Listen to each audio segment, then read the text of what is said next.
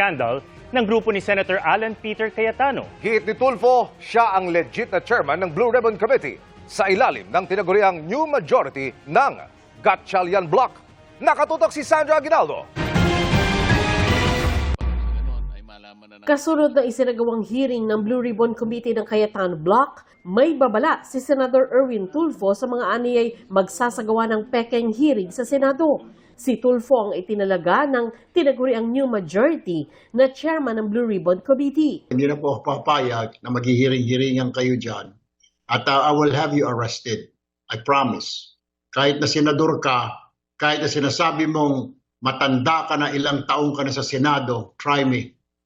Magpahiring ka ng Blue Ribbon ulit. Magpahiring ka. I don't care kung dati kang Senate President, dati kang Speaker of the House, I don't give up. Talagang papahuli kita. Kung hindi papahuli, kung ayaw ng usa, bibit-biting kita, kukwilyuhan kita, palalayasin kita dyan sa floor na yan. Because I am the legitimate Blue Ribbon Chairman. Magsasampa rin si Tulfo ng kasong libel sa mga nagpakilalang dating sundalo na humarap sa hearing kahapon. Dahil di niya totoo. Okay.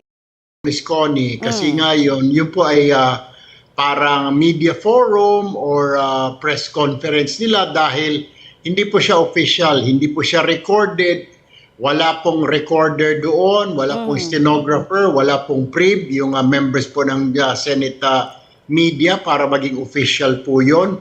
Sila-sila lang po yun. Pagkatapos, wala po talaga. It's unofficial dahil diniklara po ni Acting Senate President Gatchalian na all employees po kahapon work from home dahil nga doon sa napipintong gulo na ini-expect kahapon ng umaga.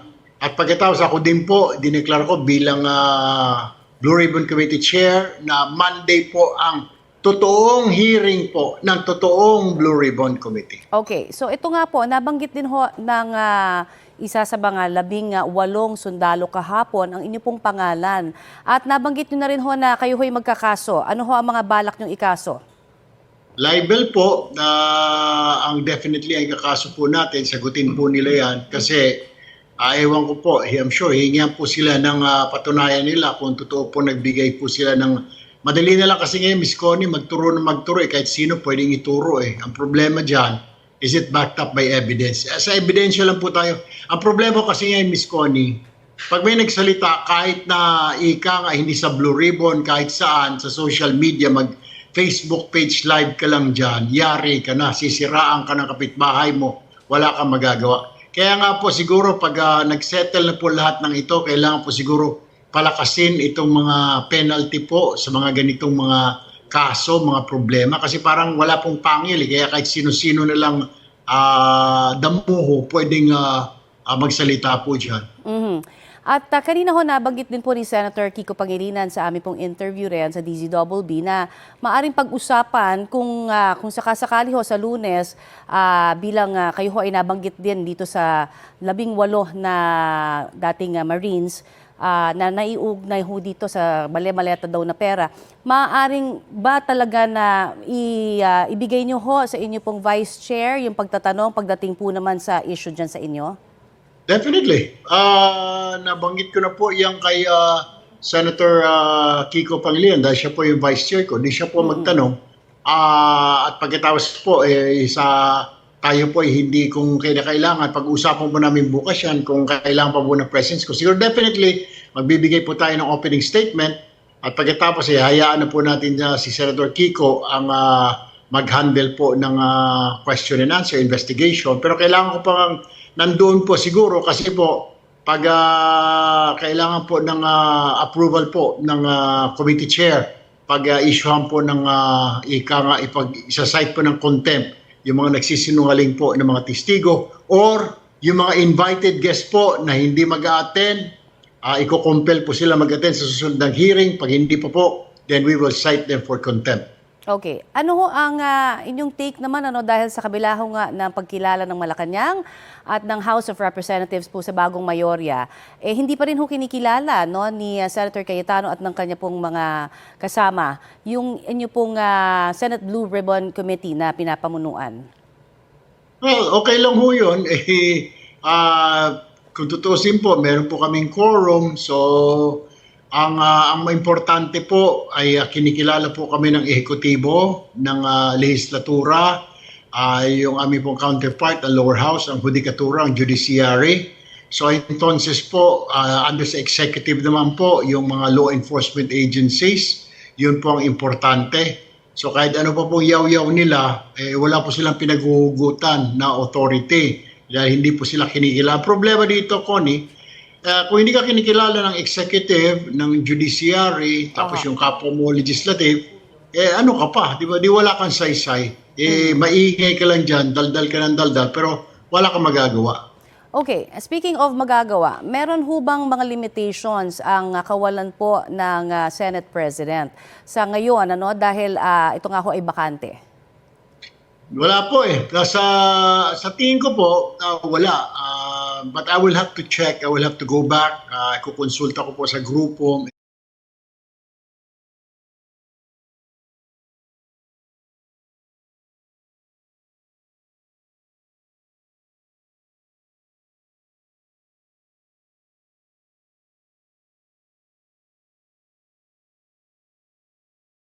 Mag-a-attend kami yung 12, 10 na lang sila. Alam niyo ba, mas mapapabilis ang paggawa ng mga batas. Dahil wala nang kukontra, wala nang chatter, walang talkies na gano'n, na magsasalita na wala namang saysay, katuturan. Mas maganda po yung 12 siguro.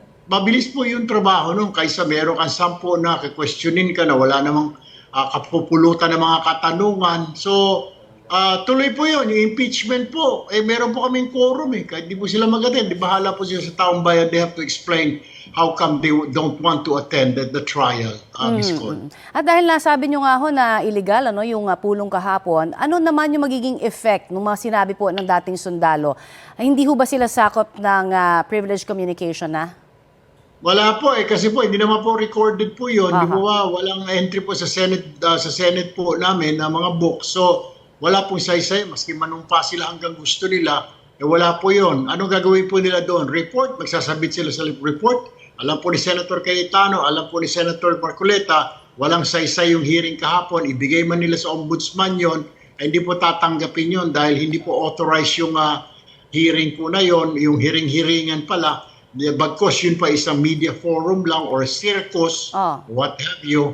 Pero wala po talaga, wala pong basis, legal basis po yun. Okay, so in other words, hindi po sila magiging immune sa mga kaso kung sasampahan po sila? Ayaw po. We're planning. I'm planning to file libel charges po doon po sa mga gumawa-gawa ng mga kwento. Titignan ko pa po kung sino pa po pwede makasuhan. Pinag-aaralan po ng abogado ko. Okay, ito naman po, yung sentimiento rin ninyo dahil kayo ay dating media personality rin bago ho kayo maging senador. Ano ho ang masasabi nyo dun sa sinabi ni Senador Rodante Marcoleta na karamihan daw sa mga media ay bayaran? Lahat po yata ng media nadamay po doon, kaya nasaktan din po tayo. Marami tayong kaibigan pa rin sa media. Kaya nga nag-text po ako doon sa isang Senate reporter. Sabi ko, hindi ba kayo gagawa ng statement para barahin yung matanda na yan? Sabi nila, meron na, Sen. Erwin, gumagawa na po kami, babasahin na lang po mamaya. Pagkatapos siguro, medyo naisip-isip po ni Senator Marcoleta na, oops, medyo nagkamali ako, yung bibig ko walang control, hindi ko na, mas mabilis yung bibig ko kaysa sa utak ko. So, binawi niya po. Pero, nagpalabas na rin po National Press Club, kinukundi na po nila yung sinasabi, inaakusahan ng mga corrupt ang media, lalo na po dyan sa Senate. Yung pinapatamaan niya po yung Senate media. Nako, talagang mali po yun. Kaya po sa Monday po, sana mag-attend po siya, tatanungin ko siya, saan mo pinaghuhugutan yung sinasabi mo na corrupt ang mga media, ipaliwanag mo sa amin. Pagkatapos tatanungin ko rin po yung head po o yung representative ng Senate media na nagko-cover sa Senate para mag-comment po siya, mag-react doon sa sinabi ni Senator Marcoleta. Okay. Sa inyo pong pangungunahan ng hearing sa Lunes, sir, meron na ho bang mga nakapag-confirm? Particular na ho doon sa 18 sundalo, sabi ay 6 ang inyo pong naimbitahan. Ano na ho ang update ninyo? Yung mga pinadala na po namin, yung si Speaker Martin Romualdez through the Secretary General po ng House, pinadala na po namin invitation. Noong Wednesday po sinabi namin na invited po siya pero ma-move yung hearing sa Monday, which is the day after tomorrow. Yung mga Marines din po, sinabihan po namin, pati sila Attorney Baligod, sina Senator, dating Congressman Mike Defensor, inibitahan po namin.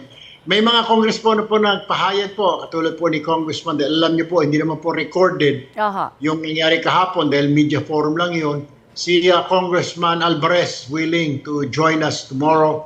Ganoon din po si Congressman Adjong. Gusto niya pong mabigyan ng oras, so iimbitado rin po sila. Yung mga congressman po na gusto pong magsalita, pati po si Father Fabic po ay gusto pong magsalita po, invited din po, come po.